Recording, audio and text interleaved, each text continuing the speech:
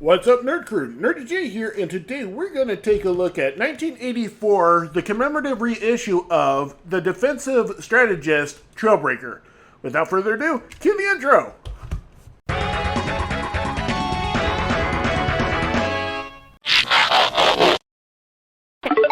No matter how tough the situation the Autobots are in, Trailbreaker is there to boost his fellow comrades' spirits in order to get the job done.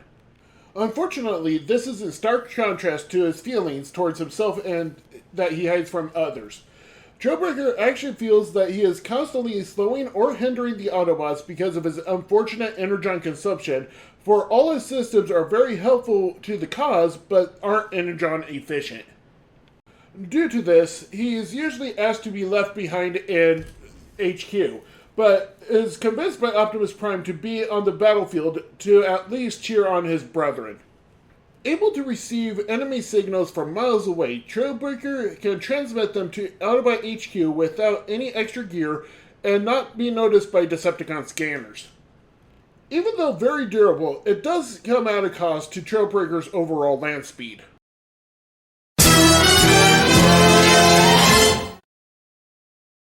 Trailbreaker doesn't really feature any specialized features in his alt mode, except for, he rolls almost too well. This guy and Hoist always falls off my shelves whenever my neighbors play the music really loud, due to the vibrations. But here he is, next two tracks, and even though they're in the same size class, price point, whatever you want to call it, it is more robust, just a little bit shorter. Let's get that better angle. He is just a little bit shorter, but he is just really tall. So, got that. Now, for the transformation process, what I like to do is come to the sides here and bring them out.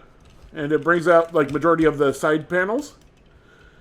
And then you come down to these back wheels, lower them a little, and they'll just flop down.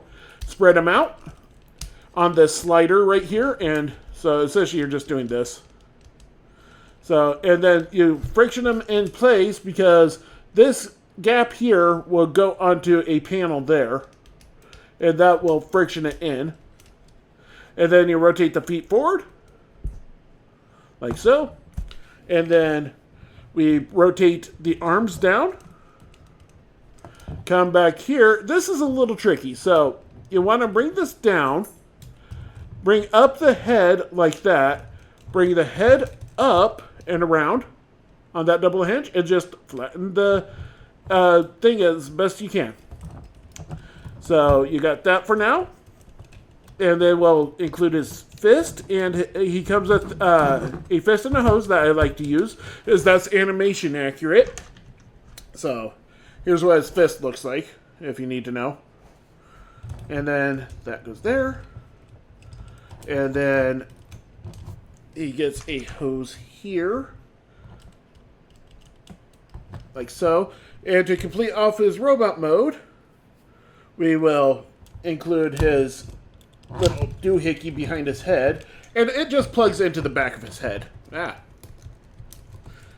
So it just literally just, here's a screw hole right here. Here's a screw hole. And there's a peg. You just peg it in. But to try and be more show accurate, I rotate it to the side. So it's more like that. Even though it's supposed to come off on a wire and up, I just kind of do it this way. And then he gets one more pipe right over here. And so essentially you just connect it right here. And it just wedges on. And what I like to do is angle it forward, because that's how it is in the cartoon. For articulation, he's got shoulders that could go up and down. Head could go back, but yeah, it does interfere with this contraption. Arms could go 360. He's got a hinge that allows for, let's see, almost 90. Not quite 90, but very close. And then his legs can go back if you need to. You're just unfrictioning that connection. So, and then, just everything likes to come apart. Because the way it connects is there's a peg here and a slot here. And due to just overall age of, even though it's a commemorative reissue, the age of the plastic and stuff, it has worn down.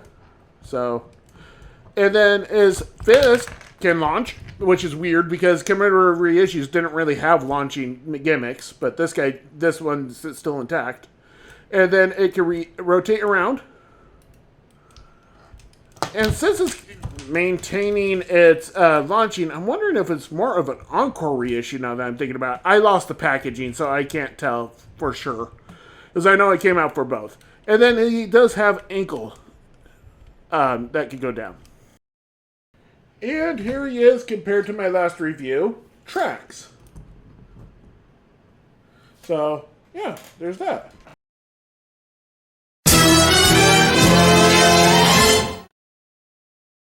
Trailbreaker comes with 2 fists, 2 twin missiles, a force field generator, and 2 nozzles.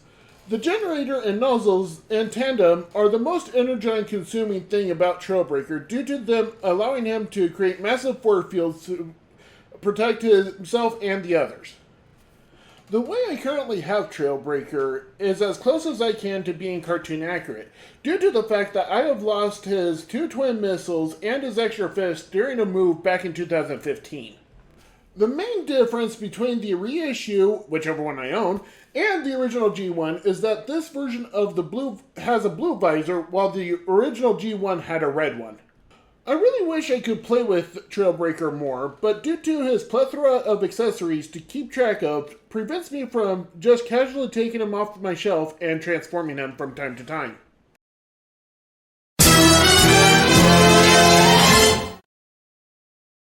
I hope you enjoyed this rundown of Trailbreaker, transformation, and his bio. And don't forget to like, subscribe, comment, share. If you can do any of those, that'd be great. Help the channel grow. I've been Nurdie J for Nurdie Boys. This has been Generation 1 Trailbreaker, and I'll catch you next time.